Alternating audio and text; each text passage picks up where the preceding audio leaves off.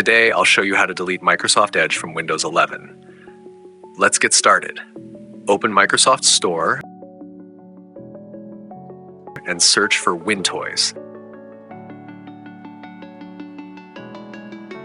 Install the one with over 4.8 star reviews.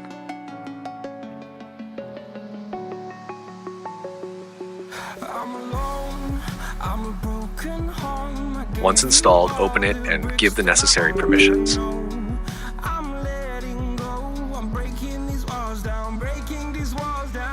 Go to Tweak System and turn on Digital Markets Act. This will help in deleting Microsoft Edge. Now go to Settings, Apps,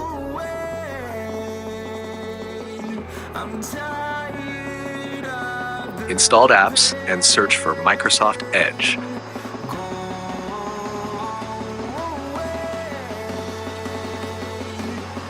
Click on the three dots, then select Uninstall.